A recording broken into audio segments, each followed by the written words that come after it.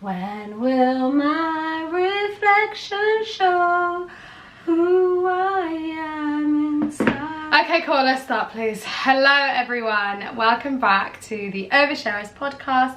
My name is Harbour. I'm Kalton, and today we have a brand new scenario, podcast, video, all of that. 2 scenarios sent in by our lovely listeners. 2 of them are quite sad. Quite similar. Oh yeah, are they? I haven't read the second one. No, I haven't read the first one. Yeah, they're quite similar. Both quite upsetting, I would say.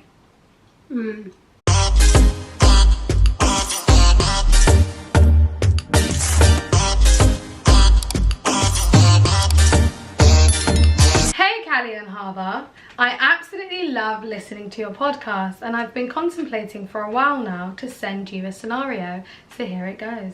I've been married 11 years to a man I fell in love with. My parents were not so happy, but I married him. A month or 2 into our marriage, I saw my husband's phone and he was on dating apps, talking to girls and flirting. It's only been 2 months.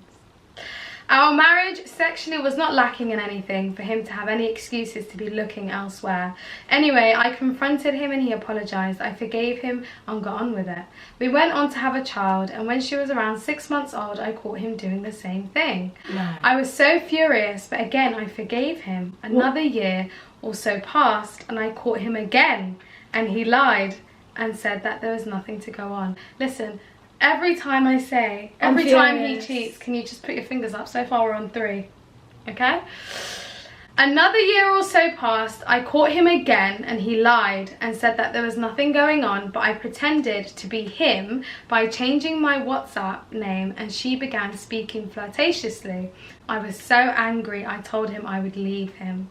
He apologised again and I forgave him. So after this, I caught him on dating sites again. I confronted him and this time told him to leave the house a few days. He went, and after a few days he was back. I forgave him. Time went on and we had a 2nd, 3rd and 4th child. After my 4th, I had major postnatal depression and he was there for my youngest and was around 6 or 7 months old, and I began to suspect something was off about him. But I put it to bed because in the beginning of 2021, my father was in hospital for COVID. I put my thoughts to the back of my head and concentrated on what was going on with my father, who sadly passed away in February 2021. Sorry. Oh, that's really sad. Anyway, my husband was there for me. In March, one day, we were at home doing house chores and my phone was downstairs, and I asked if I could kill time and use his phone. He gave me his phone, and without going out of my way, I found explicit messages between him and another girl. I was shocked, horrified and heartbroken completely. I called her and screamed. My hands hurt. I know, it's been 6. We know it's 6, don't worry. Okay, can I put my hand? You can put your hand down because it's really ow. I called her and screamed, and she tried to explain to me that he means nothing to her, and he told me the same. Again, as you can imagine, the mug that I am, I forgave him. Eventually, after my father passed away, I had a really tough year, as you can imagine. Coming to terms with it was really difficult for me. In January of this year, my partner's behaviours began to change again and crazy thoughts started to go through my head. I confided in one of my close friends and she told me to see if I can log on to his phone bill account, which I did and got into it, and lo and behold, he's been talking to her, the girl from last year. There's so many of them. There's just so many, I don't know which one it is. They never stopped talking, and when we caught... What, even during the father passing? Yeah, they were talking that whole time. And when they got caught the first time, I was absolutely broken woman who saw nothing but rage, and I did not know how to handle it. A week after this happened, his father had a stroke, and I feel like I rushed to be better with him because he was going through something.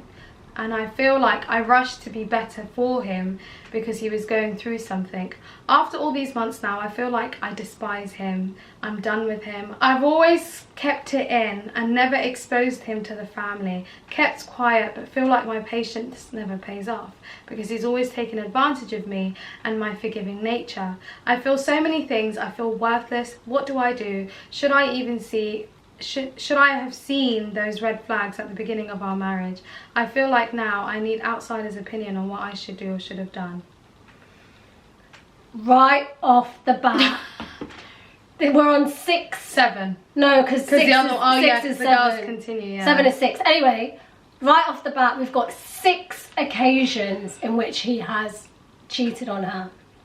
Now, let's not think about the stuff that she probably doesn't know. Exactly. We don't know what he's hiding. We already know he's a sneaky mother beep. Mm-hmm. Do you know what I mean? Mm-hmm. So there's probably a lot of stuff that she hasn't even seen yet, that Allah has not even showed her. Maybe to keep her, do you know what I mean? And also, every single time she's forgiven him, I'm not mad at her for forgiving him. I'm just mad that, like... 6 times, though. Yeah, do you know what? Like, Harley, you don't understand, this guy could be a complete narcissist. Do you know what I mean? He could be manipulating her. And on top of that, she's got, 4 kids? She's got 4 kids. So I'm not mad at the forgiveness. However, I am mad that in that time, she didn't plan her escape.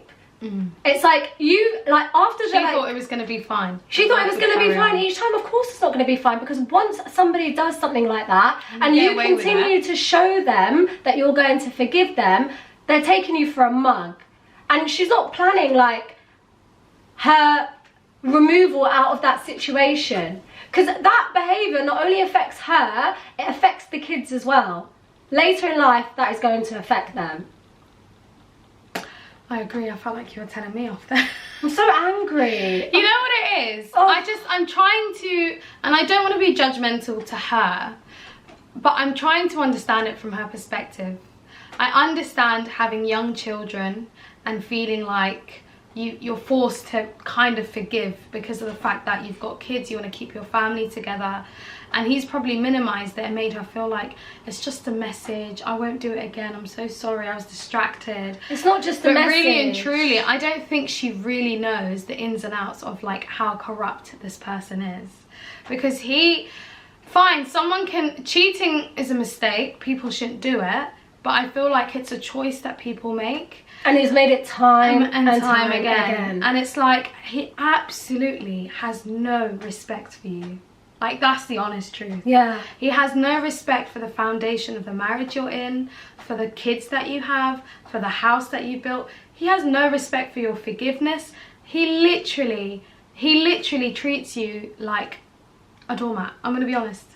And that's the honest truth. The main 2 things for me are, people like this, they make you feel isolated because they already make you feel like you're ashamed to tell people, like, that are close to you that he's done this to you, because you're like, oh my god, it's gonna break my family up, people are gonna think he cheated on me, I'm ashamed. Do you know what I mean? So she's already isolated herself because she's dealing with it on her own.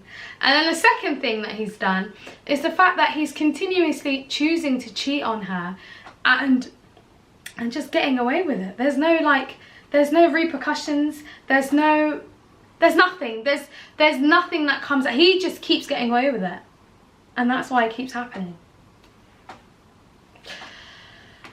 I personally think, like Colton said, you need to create, you've now said, I despise this person. You've now said that I can't carry on this way. This is not the way that I want to. And you deserve love. You deserve someone who treats you with respect, who is there for you, and who is present in your relationship. Do you know what I mean? This situation can be so traumatic because she's probably never going to trust another man again. It is traumatic. This is the worst situation. I can't even speak. That's how mad I am. Yeah. He's so disrespectful. My man is fully, like... He doesn't give a sh**. Like he's breeding her. No, forget he's breeding triggering her. me. I'm so angry. Forget he's breeding her. Forget all of that. They're married at the end of the day. They're allowed to do that. What makes me so angry is, like, how after somebody has forgiven you for cheating, do you not learn do you not learn a lesson? Do you not learn from your actions? So in the 6 times that he's cheated on her, it's showing me that this man is unable to keep promises, unable to learn from bad behaviour, completely... He's a liar. Yeah, completely disloyal. Like, he's just everything that repels me from men. Literally. So I just think, you know what? She's messaged us, she's told us her story. And you know what? I do sympathise as well, because it is a hard situation to be in, considering all the baggage that is around her. Is that a horrible thing to say? No, it's true though, because in her mind, she loves this person, and she keeps continuing to forgive him, and she thinks that he's going to change. He's not. He's never going to change. He's not going to change. He's going to continue to take the piss out of you until you are a shell of a woman. Until you can't even speak to your family, your friends, you can't speak to anyone around you about the situation, because you feel like they're going to judge you, and you're going to feel like that nothing's going to happen. You're not even, it's going to get to a point where you feel like, what change is there going to happen? It's going to get to a point. Acceptance. Exactly. It's going to get to a point where you think this life is normal. This isn't normal, sweetheart. No. It really isn't. This is not how relationships should be. He's... After the first time, which was 1 month into that marriage, and she saw those text messages that he was sending to that girl, I feel like there should have been a big repercussion. Yeah, to shook. Do you know what I mean? And if he did it again, then that should have been the end of that marriage. Yeah, I agree. And I would have waited to have. I would have waited. If I had. I mean, you don't control that. So. Yeah, but if you have a niggling feeling in the back of your mind that you don't trust this person, it is best to wait until you have children, because once the kids are involved. And I just 2 months into the marriage, that is your honeymoon phase. That is when you guys are like in the force of love. Like, you only see each other. Do you feel like he was having those babies with her out of guilt? Because it feels like there was just one period after a few cheating scandals that he just had loads of babies with her. Yeah. And then he went back to cheating again. Yeah. So it's like, what has he got a guilty conscience? Like, what's going on? Does he feel like he's not getting enough of her? What is it? I just really wish I could go into the mind of a cheater. It doesn't make sense. Well, one thing that I will understand, yeah, is when you, my understanding of cheating is, like, if I have, like, mentally just shut down from someone, like, I don't want them. But I feel like women's perspective of cheating, I know, but, like, men apparently don't cheat. Emotions involved, it's strictly That's physical. even worse for me. Yeah. You're just doing it, like, you're going to the shops. As if you're drinking a bottle of water. That's even worse for me. And I think the biggest thing for me is the fact that she keeps forgiving him and there's no change. The thing is, what she needs to understand is she's not the problem. Do you know what I mean? No, like, it's him. You're not the problem. You don't need to, like, put up with this. Some of the things that might deter someone from leaving, the fact that she's got 4 children, we don't know how old they are. I'm assuming they're quite young, if you've only been married 11 years. So the stability aspect of if you leave this person, are they my breadwinner? How am I going to survive? No, but she needs to boss up now. That's true. Literally, I would even suggest giving it 6 months to a year to get your bearings, get everything in order to prepare you for your departure out of this toxic situation. Because the situation you're in right now is not healthy. It's not healthy for you, and it's not healthy for your children. And I think that she should also speak to her parents about this. I think she should reveal what sort of person he is. And I think you need to move forward. And the only way to move forward is, I don't think you can stay in this situation. It's just not feasible. No. But the thing is, we don't know what her financial situation is. No, I'm saying she should plan, but I'm saying in her mind, she needs to put in her mind, this person is not for her. Yeah. I don't even think she should stay for 6 months to a year, actually. I retract that. Do you know why? Because as soon as her parents know what sort of person this is, and I really hope, inshallah, that they're not the sort of parents to encourage her to go back, because that would literally... He's your man. You've got kids together. You can work this out. Men do this. No. And you know the worst one is when they say, what have you been doing at home? Do you cook for him? Yeah. Do you please your husband? Are you good to him? Like it's your fault. Exactly. Toxic. So I really hope they're the sort of parents that are supportive. And also, if the parents aren't supportive, I reckon she should speak to her friends. I know, but also she's got 4 children. She needs to have some sort of money coming in, whether that's but you know when I say credit, speak to people, work, to get their perspective, you mean? No. What do you mean? To get their support so they can physically support her out of this situation. Oh, because there might be, okay. I don't know, this is what I'm trying to say, I don't know what her financial situation is like, I don't know what her qualifications are like, I don't know if it's even feasible for her to boss up in 6 months to a year to leave. Do you know what I mean? So I feel like she needs a lot of support around her right now. I agree with that. I think she should definitely tell her family and her friends. I think she needs to be honest about the breakdown and what it's like.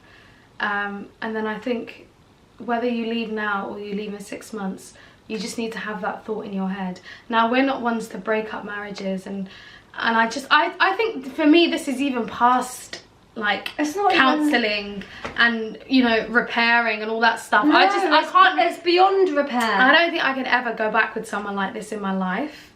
I think the only thing I would ask, and I hope that he can do, is co-parent. Like, it's really sad to say, but this marriage, like, the foundations of this marriage have broken down. I don't even see this as no like trust. Yeah, I just don't even see this as a partnership anymore. Because even moving on, even if he says, I will never do this again, and you I'm can't on, trust him. You can't trust the him. seventh time. There's absolutely. I would literally be paranoid. I would be actually laugh in his face. I won't do it again. Sure. I'd literally just be paranoid the whole time, thinking, what's he doing on his phone? Like, it's just not healthy. No. It's really not healthy. And you're going to have that deep-rooted resentment where even if you do forgive him and he does change, you're still going to hate him deep down. You are ever... I just don't believe that she will ever be able to continue a marriage with this person without looking over her shoulder, without wondering what he's doing, without being paranoid, yeah, she even said she despises him. Yeah. So what is left, please? Like, there's nothing. There's nothing left.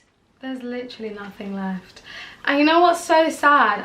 I really hope you've got the support of your friends and your family. And I think you should really, really hone in on that, because they will show you. I feel like if you spoke to them when it was happening 2-3 times, maybe those perspectives would have helped you. Yeah, to see the light. But you know, when you're just stuck in your own situation and you're in your own home, you're seeing all of this shit, you don't know how to handle it, you don't have anyone to really talk to because you're ashamed, like, this is how he's made you feel. Yeah. You're stuck, you're trapped. If my husband did that, yeah, God forbid. God forbid. But if he did 7 times, would you be able to look me in the eye and say, my husband cheated on me 7 times? Like, how difficult is that to say? It's painful. I'd be ashamed. My husband of 11 years, say 11 years? Yeah. My husband of 11 years cheated on me 7 times. Imagine saying that to a friend. I can see why she's scared. I can see why. I see why she's scared. I can see why it's difficult for her to leave this person. And I think you need to pray istikhara, and you need to go back to Allah to make it easy for you and to make the situation easy. So then if you do separate, it's in a very smooth way and he doesn't make your life hell, because you really don't need that if you've got 4 children. The other thing I was going to say that you really touched on was the step that you take to basically make yourself think, you know what, I'm actually leaving this situation and I'm planning to leave. Because when you put that into your head and you make yourself believe that, you will never be swayed. Never. No matter what he says to you, what your family say, what anyone says, you are sticking to who you are because you've made that decision for yourself, and you really need to think about that. Because I think that's the hardest bit, the acceptance to actually leave. Yeah. No, she has to keep repeating the mantras to herself. I will keep repeating because you deserve love, but not in a way that is like I want to seek revenge, but in a way as to remind me what sort of person is living in my house, and this is the reason why I need to get out of here. So plan your strategy for leaving that situation, be very meticulous about it, and also, like, I just think you need to get your bearings, hun. You do. And the other thing is, you need to remember your worth. Like, what do you need? Who are you? Do you know what I mean? You deserve a good man, a trusting man, a loyal man. You deserve love. You deserve someone that you can trust and you can be with, who doesn't lie to you. Exactly. And that's out there. The other side of this situation isn't lonely. It's not going to be filled with sadness. It's just going to be freedom. It is, because you've got your children, you've got your life back. You don't need to rely on him and be catering to him. Oh, and it just angers me that this man's cheating on her and he's probably asking her, have you made my food? Oh! Have you seen my shorts? Have you seen my Can you trousers? iron my shirt for me? I would spit. I would spit in his tea. I'll be like, after what you've done to me, you want me to make your food? No, don't spit in his tea, because you know what? That's very petty. It is, but it just angers me. Do you know what I mean? I'm just so pissed off. I just feel really triggered by this scenario. I shouldn't be making it about myself, but honestly, it can happen to I'm really riled up. It can happen to And I just feel so sorry for her. 4 kids. 4 kids.